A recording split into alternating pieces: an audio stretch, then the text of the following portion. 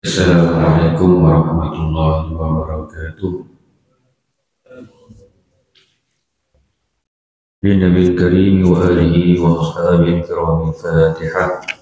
أعوذ بالله من الشيطان الرجيم. بسم الله الرحمن الرحيم. الحمد لله رب العالمين الرحمن الرحيم مالك يوم الدين إياك نعبد وإياك نستعين اهدنا الصراط المستقيم صراط الذين أنعمت عليهم غير المغضوب عليهم ولا الضالين آمين. أعوذ بالله من الشيطان الرجيم. بسم الله الرحمن الرحيم. الحمد لله رب العالمين والصلاة والسلام على سيدنا محمد أشرف الأنبياء والمرسلين وعلى آله وصحبه أجمعين.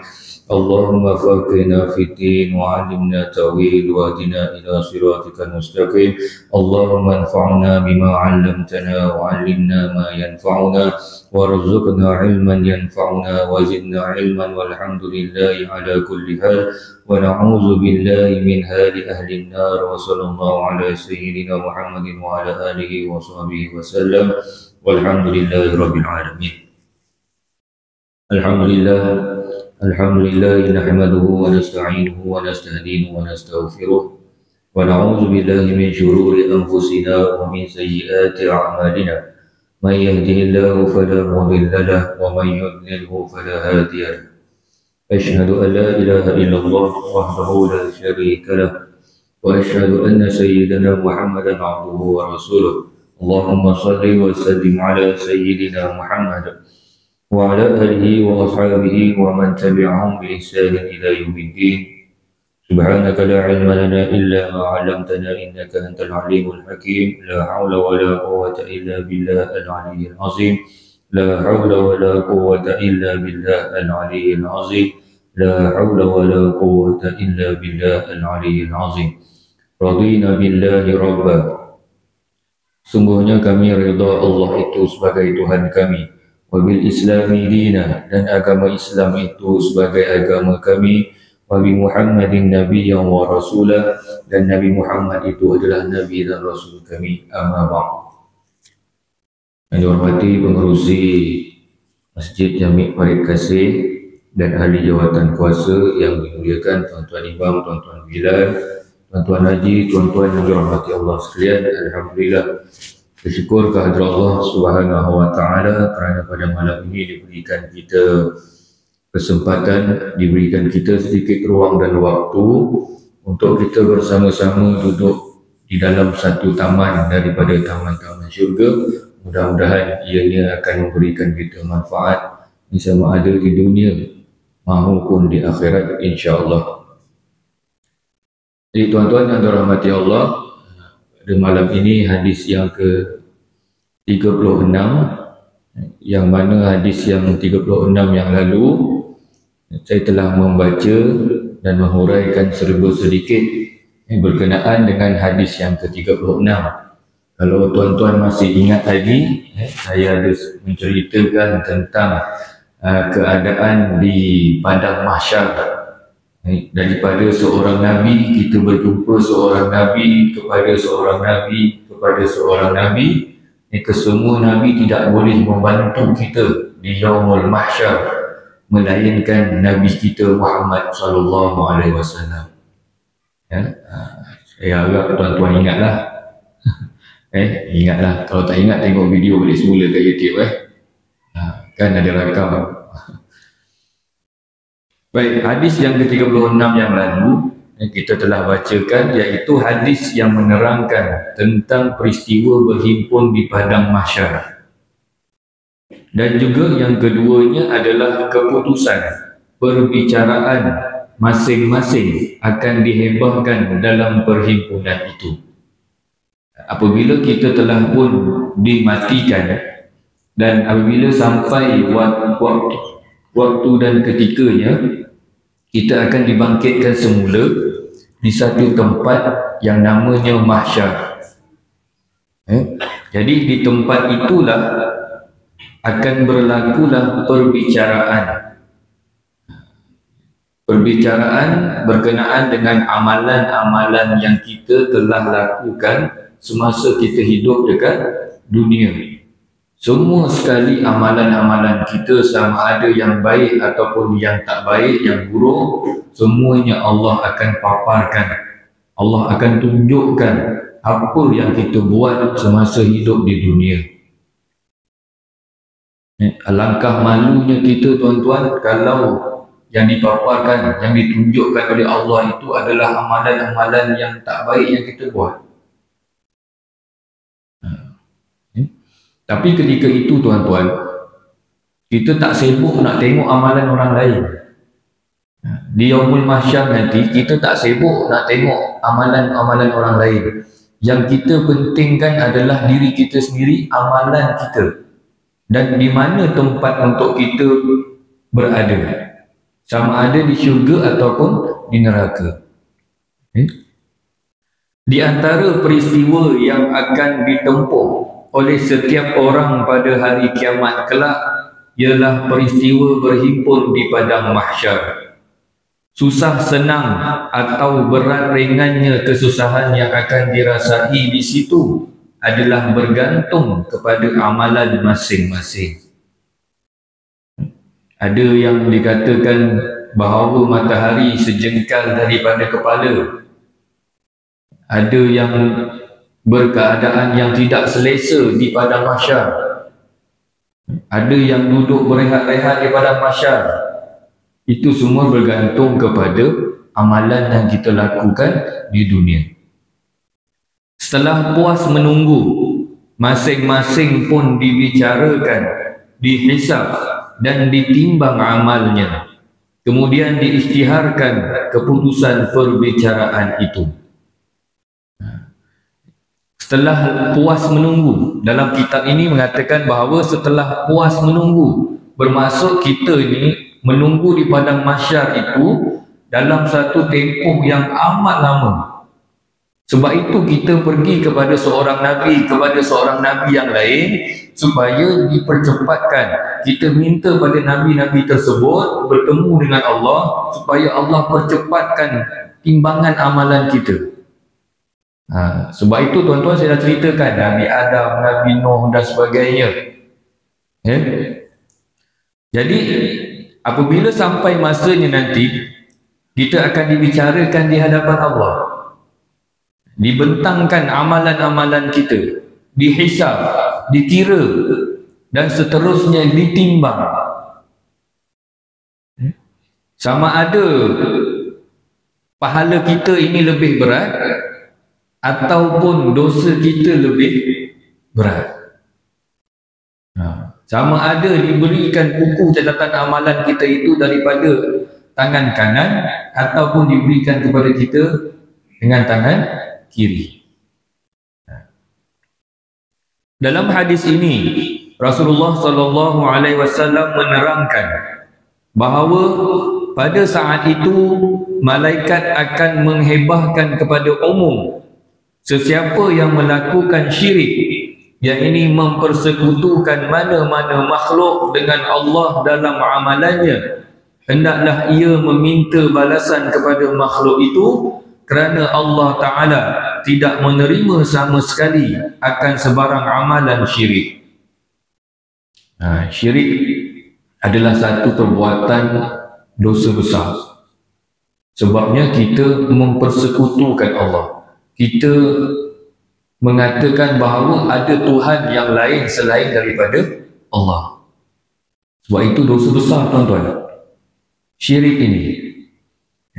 Kalau tuan-tuan belajar, kalau kita belajar dengan lebih mendalam lagi, dia ada syirik jali, dia ada syirik khafi, dia ada syirik yang ringan dan ada syirik yang berat.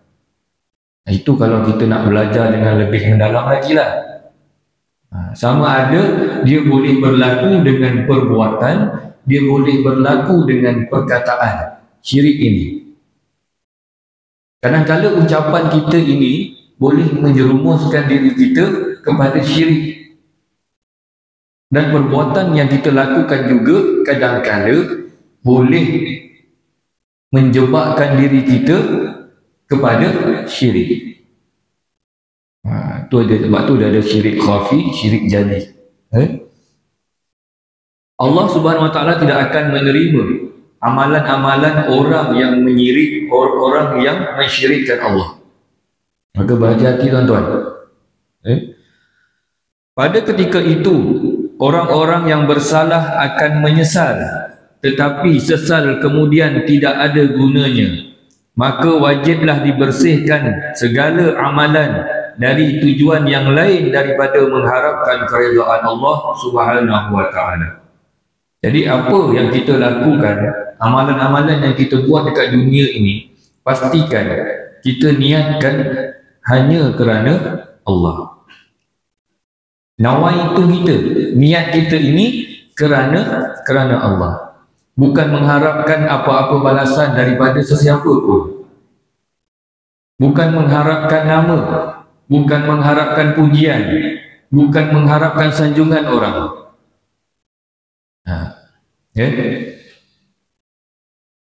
Sebabnya apabila kita berada di padang mahsyar nanti, dah ditimbang amalan kita, ketika itu kita nak minta pada Allah supaya kita dikembalikan, supaya kita dibalikkan semula ke dunia. Mana mungkin? Tak mungkin tuan-tuan. Selagi mana Allah bagi kita peluang sekarang ini untuk kita bertaubat, maka kita perbanyakkan bertaubat. Bertaubat ni dia tak boleh cukup sekali taubat je tuan-tuan. Sekali kita bertaubat, kita rasa kita dah bertaubat. Tak. Biar hari-hari kita bertaubat. Biar hari-hari kita bertaubat kepada Allah Subhanahu Wa Taala. Sebab itu ada doa taubat kan. Ilahi lastunil firdausi ana. Kan ada doa taubat tu tuan-tuan. Kan? Kita tak sanggup masuk neraka Allah. Jadi banyakkan bertaubat. Kita sebagai orang yang beriman kepada Allah, kita juga sebagai hamba yang lemah, setiap hari kadang-kadang kita tak lari daripada melakukan kesilapan. Ada orang tuan-tuan, sebelum dia tidur, dia selalu memaafkan orang lain. Tak kira lah siapa yang buat dosa dengan dia pada hari itu, sebelum dia tidur, dia niatkan, hari ini aku maafkan semua yang buat kesalahan dengan aku maafkan. Maka dia tidur.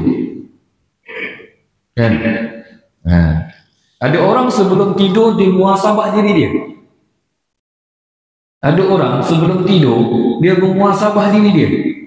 Dia dalam kadang-kadang dia dalam keadaan yang berbaring. Tetapi dalam keadaan berbaring itu, sebelum melelapkan mata, orang yang bermuhasabah diri ini, dia akan ingat balik semula, apa yang aku buat hari ini? Apa yang aku buat hari ini?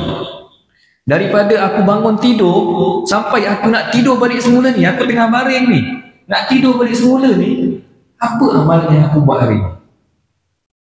Adakah aku ni banyak buat dosa hari ini? Ataupun aku ni banyak buat ibadah pada hari ini? Agak-agak tuan-tuan kita ada buat tak? Macam ada, macam tak ada. Kalau yang ada, alhamdulillah tuan-tuan. Kalau tuan-tuan tak pernah buat, mulai malam ini saya bagi tahu, sebelum tidur kita muhasabah diri kita. Kita ampunkan kesalahan-kesalahan yang orang lakukan pada kita. Kemudian kita minta ampun pada sesiapa yang kita rasa kita ada buat dosa dengan dia. Rasa hari ni aku macam ada 4 orang lah. Siapa ya? Ingat balik semula. Tuan-tuan telefon lah sebelum tidur ataupun WhatsApp dia ke. Aku minta maaf lah hari ni. Nanti kawan tu tanya pula, dah kenapa kau ni? Buang terbiat agaknya malam-malam minta maaf. Tak tuan-tuan, kita minta maaf supaya kita takut. Malam itu sebelum kita tidur ataupun semasa kita tidur itulah kita punya umur kita sampai situ je. Takut pagi besok tak bangun-bangun dah. Nah, itu yang kita takut. Terutamanya tuan-tuan minta maaf pada isteri kita. Kan? Dengan isteri ni kadang-kadang orang yang duduk dengan kita dah berpuluh-puluh tahun duduk dengan kita. Sekali pun kadang-kadang kita tak minta maaf dengan isteri kita. Tuan-tuan perasan tak? Bila sampai hari raya, siapa yang minta maaf? Isteri yang minta maaf dengan suami. Bang, maafkan saya bang, kalau saya ada buat silap, kalau saya masak ni termasin ke, kalau saya ni tak pandai urus dengan rumah ke, saya minta maaf bang. Yang suami cakap apa tuan-tuan? Dia cuma yelah, paling tak pun yelah, kalau lebih hidup lagi yelah abang maafkan. Itu je.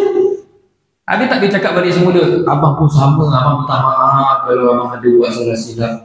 Ada tak tuan-tuan? Tak ada. Kalau ada, tahniahlah. Kalau ada, bagus. Maksudnya kita saling bermaafan. Sama-sama pun boleh. Boleh. Kita sama-sama lah minta maaf. Kosong-kosong kata tu. Kalau isteri kita kata minta maaf, abang sama-sama, abang pun sama. Macam tu dah pun boleh. Tapi orang kata hari raya kan, setahun sekali itulah yang nak menangis-nangis dia kan. Minta maaf setahun dah buat dosa baru minta maaf hari raya. Jadi saling bermaafan. Itu juga merupakan salah satu cara kita membersihkan diri kita daripada dosa-dosa kita sesama manusia. Kita dengan manusia dosa kita dengan Allah, kita bertaubat, beristighfar kepada Allah, mohon kepada Allah. InsyaAllah Allah itu Ar-Rahman, Allah itu Ar-Rahim. Allah itu maha penyayang, maha pengasih, dan Allah akan ampunkan semua dosa hamba yang bertaubat kepada dia. Yang tak mampunkan dosa kita ni manusia ni tuan-tuan. Kan? Kadang-kadang kita ni niat baik nak minta maaf dengan orang tu, tapi orang tu dia punya hati keras betul. Aku tak akan maafkan kau sampai aku mati. La ilaha illallah. Aku tak akan maafkan kau sampai aku mati. Jadi macam tu, macam mana tuan-tuan? Kita dah minta maaf dengan dia, tapi dia tak maafkan kita. Jadi bagaimana dosa kita dengan dia tu? Adakah dosa tu akan tergantung macam tu je? Tak diampunkan. Tugas kita tuan-tuan, kita meminta maaf. Dan tugas orang yang kita minta maaf itu ialah memaafkan. Jadi kalau dia tak memaafkan kita, itu hak dia lah. Yang penting kita dah tunaikan hak kita. Kita dah minta maaf dengan dia, dia tak maafkan kita, itu urusan dia dengan Allah. Yang penting dosa kita tu dah kita lepaskan. Ni kena hati-hati tuan-tuan. Kadang-kadang bukan dengan orang lain, kadang-kadang dengan adik-beradik sendiri. Kan? Berebut harta punya pasal, berebut tanah punya pasal, sampai kita minta maaf pun dia tak akan maafkan. Pernah berlaku tuan-tuan? Bukan tak pernah berlaku. Di kalangan adik-beradik sendiri, kadang-kadang kita minta maaf dengan adik kita, dengan abang, dengan kakak kita, kita minta maaf. Tapi dia orang kata apa? Aku tak akan maafkan tu. Kita putus saudara. Itu lebih dahsyat tuan-tuan. Berebutkan harta, berebutkan tanah, tanah tu taklah besar mana pun. Tapi oleh kerana namanya tanah, bila dijual boleh dapat duit, maka itulah yang jadi rebutan. Sampaikan ada yang tak memaafkan. Yang lebih dahsyat lagi macam saya cakap tadi, sanggup memutuskan hubungan silaturahim, persaudaraan dengan adik-beradik sendiri. Saya rasa tuan-tuan yang dalam masjid ni pun mungkin ada yang pernah alami. Mungkin minta-minta lah kita ni dijauhkan lah tuan-tuan. Kalau ada lah di kalangan kita yang masih lagi berdendam, bermasam muka dengan adik-beradik, minta maaf lah tuan-tuan. Tak jatuh kita punya martabat kita, tak jatuh kemuliaan kehidupan kita ini kalau kita yang meminta maaf. Maaf ni dia satu perkataan, dia perbuatan, dia satu perkataan yang mudah sebenarnya kita nak sebut, kita nak lafazkan. Tapi disebabkan kadang-kadang sikap kita, ego kita ni, kita sombong diri kita ni, kita rasa kita ni hebat. Sebab tu kita tak susah nak minta maaf dengan orang. Maka berhati-hati tuan-tuan, kata baginda Nabi, bersihkanlah segala amalan dari tujuan yang lain daripada mengharapkan keridaan Allah semata-mata. Jadi perbanyakkan kita bertaubat kepada Allah. Mudah-mudahan Allah terima taubat kita, insya-Allah. Jadi hadis yang seterusnya, hadis yang ke-37 dan hadis yang terakhir dalam bab ini. Nanti insya-Allah akan datang, kita akan masuk dalam bab yang lain. Ini dalam bab ilmu lagi ni, bab ikhlas dalam ilmu dan amal. Hadis yang ke-37, an Abi Umamah radhiyallahu anhu, dari Abu Umamah radhiyallahu anhu katanya, qala jaa rajulun ila Rasulillah sallallahu alaihi wasallam faqala, seorang lelaki telah datang menghadap Rasulullah sallallahu alaihi wasallam, lalu dia bertanya, ya Rasulullah, ara'aita rajulan ghaza yaltamisul ajra. Ya Rasulullah, bagaimana hukum seseorang yang pergi berperang untuk mencari pahala dan nama yang terpuji? Wa zikra ma lahu. Faqala Rasulullah sallallahu alaihi wasallam, la syai'a lah. Maka Rasulullah sallallahu alaihi wasallam menyatakan kepadanya dengan bersabda, orang itu tidak beroleh sebarang pahala. Ada orang yang pergi berperang tetapi mengharapkan pahala dan nama yang terpuji. Dia mengharapkan pahala dan juga dia mengharapkan orang memuji dia.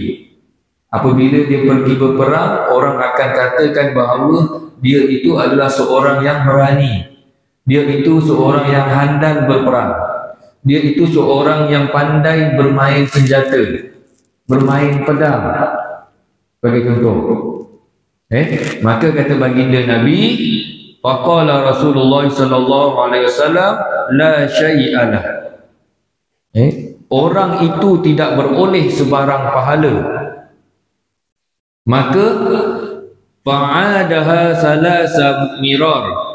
Sebenarnya orang yang bertanya tadi mengulangi pertanyaan itu sebanyak 3 kali. Dan Rasulullah pula tetap menjawab.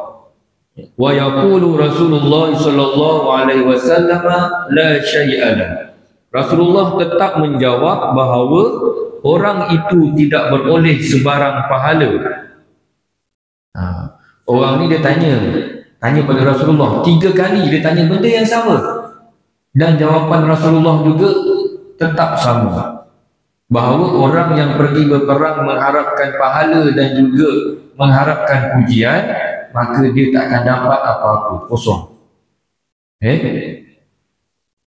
Summa qala sallallahu alaihi wasallam, kemudian Rasulullah sallallahu alaihi wasallam bersabda, innallaha azza wa jalla, sesungguhnya Allah azza wa jalla, la yaqbalu, tidak menerima, minal amali, sebarang amal, illa ma kana lahu khalisan, melainkan yang dikerjakan untuknya semata-mata, wabtaghi bihi wajhu, dan dengan tujuan untuk mendapat keredaannya.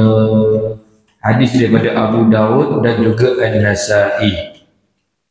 Jadi tuan-tuan, dalam hadis ini dia beri contoh berperang. Tetapi kalau kita ambil contoh yang lain, iaitu amal ibadah yang kita buat, kalau kita sandarkan kepada yang lain, selain daripada keredaan Allah, maka amalan yang kita buat juga, kita takkan dapat apa-apa. Kosong. Ada orang dia solat fardu cukup 5 waktu sehari, cukup. Sepanjang hidup dia tak pernah tinggalkan solat. Tapi di yaumul mahsyar nanti, apabila dibentangkan amalan dia, ditimbangkan amalan dia, solat yang dia buat kat dunia tu tak ada langsung. Maka dia bertanya kepada Allah, ya Allah, semasa aku hidup kat dunia dulu, aku ni seorang yang tak pernah tinggal sembahyang. Tapi kenapa dalam buku amalan aku ni sembahyang aku tak ada? Malaikat ni salah tulis ke? Adakah malaikat ni lupa nak tulis agaknya? Solat yang aku buat ni malaikat tak tulis? Inilah salah satu sebab mengapa solat yang kita buat, amalan-amalan kebaikan yang kita buat di dunia, yang kita rasakan di akhirat nanti kita akan dapatkan jalan dia, tapi tak dapat apa-apa. Sebabnya kita lakukan, kita buat amalan-amalan itu bukan semata-mata kerana Allah. Bahaya tuan-tuan. Bahaya. Jadi sebab itu, dalam ini hadis yang terakhir, nanti dalam bab yang akan datang, bab yang akan datang ni, insyaAllah pada kuliah yang akan datang ini adalah hadis berkenaan dengan niat. Hadis yang berkenaan dengan niat. Maka nanti saya akan terangkan apa perbezaan orang yang selalu berniat kerana Allah dengan orang yang buat amalan tetapi dia tak niat kerana Allah. Dalam hadis ini yang terakhir ini dah diberikan kita gambaran tentang bab yang akan datang. Kerana dalam hadis ini juga baginda Nabi mengatakan bahawa orang yang mengerjakan sesuatu amalan ini tetapi bukan untuk keredaan Allah, maka dia buat amalan itu amalan yang sia-sia. Hati-hatilah tuan-tuan, kita ni sama-sama lah. Sama-sama. Kita ni sebagai manusia tuan-tuan, kadang-kadang bila kita buat amal ibadah, kita ni kadang-kadang kita solat dekat masjid sebagai contoh, kita ni buat sembahyang sunat, kita ni jelah maklum lah, mungkin kita ni adalah azam kita kan, kita nak mulalah sembahyang sunat. Sebelum ni tak pernah sembahyang sunat. Jadi mulai sekarang ni, mulai tahun baru kan, kita baru masuk tahun baru ni, kita nak berazam tahun ni aku nak buat seberapa banyak solat-solat sunat. Maka kita buatlah. Kadang-kadang ni ada orang yang perasan. Ada orang perasan. Bang, engkau ni sekarang dah baguslah. Semayang banyak sangat semayang sekarang ni. Kejap semayang 2 rakaat, sekejap semayang, bangun semayang lagi. Bila orang kata kita macam tu tuan-tuan, kadang-kadang ada tak terdetik dalam hati kita ni rasa bangga? Ada tak kita rasa, aku nak berubah, aku dah berubah. Kan? Engkau ni tak berubah. Kita cakap pula kat orang tu pula. Nampak tak tuan-tuan? Bila ada perasaan yang kita rasakan bangga atas pujian orang, maka bagaimana dengan amalan-amalan yang kita buat? Sebab tu tuan-tuan, saya lebih suka kalau contoh sebagai contoh, kalau ada orang yang kita memang tahulah sebelum ni perangainya macam mana kan. Kata orang tu perangainya memanglah, kalau sebut je nama dia memang orang kenal lah dia tu macam mana perangainya kan. Memang tak elok langsung. Tiba-tiba satu hari dia datang masjid sembahyang berjemaah. Bila kalau kita nampak orang yang macam tu tuan-tuan, bila dia dah mula datang masjid, jangan kita tegur. Jangan kita tegur dia. Kadang-kadang kalau kita tegur baik tu tak apalah.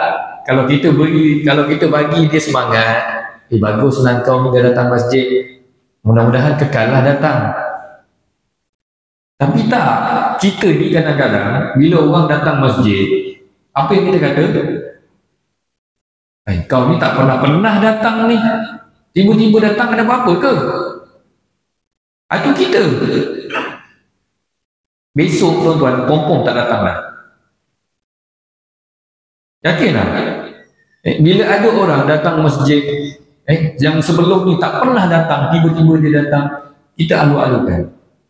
Orang yang tak pernah datang kuliah, tiba-tiba malam ni datang, kita alu-alukan, tuan-tuan. Mudah-mudahan nanti akan datang, dia akan teruskan istiqamah datang. Kan? Jangan kita kata macam-macam pada orang tu. Ni berlaku, tuan-tuan. Berlaku. Bukan tak berlaku. Benda ni kadang-kadang kita cakap tu, kadang-kadang niat kita tu nak bergurau dengan orang tu. Kita pun faham. Kadang-kadang kita dah lama tak jumpa. Maklum, duduk satu kampung, satu parit kasih, duduk sama-sama satu kampung. Tapi tak pernah nampak dia datang masjid. Tiba-tiba hari tu dia datang, kita nak bergurau dengan dia. Tapi cakap kita tu, perkataan kita tu, elok-elok orang tu dah rasa senang hati nak datang. Lepas tu tak datang lah, minta maaf lah. Aku datang masjid pun orang cakap macam itu, aku tak datang pun orang cakap juga. Baik aku tak datang, dia kata. Sebab itu berhati-hati dalam setiap amalan kita ini, begitu tanamkan dalam diri kita bahawa setiap amalan yang kita kerjakan pada waktu ini, di dunia ini, adalah semata-mata untuk mendapatkan keredaan daripada Allah Subhanahu wa Ta'ala. Jadi hadis yang ke-37 ini menerangkan bahawa sebarang amal yang dikerjakan bukan kerana Allah, tidak ada nilainya di sisi Allah. Saya dah terangkan, tuan-tuan, seberapa banyak amalan yang kita buat dekat dunia ni, kalau bukan niat kita itu kerana Allah, maka Allah tak pandang pun amalan kita. Nampak, tuan-tuan? Rasa sia-sia tak kita kat dunia ni buat amal ibadah banyak-banyak, tapi bila di hadapan Allah amalan tu tak ada. Sesuatu amal yang dikerjakan, walau seberapa besar dan tinggi nilainya pada anggapan manusia, belum tentu ada nilainya di sisi Allah untuk mendapat balasan pahala pada hari akhirat kelak. Sebab itu bila orang tengok kita buat amal-amal yang kebajikan, orang ni baguslah, dia ni selalu bersedekah. Pada mata manusia dia tu orang yang baik, selalu bersedekah. Tapi adakah di sisi Allah sedekah itu ada nilai ataupun tak ada nilai? Itu bergantung pada tujuan dia.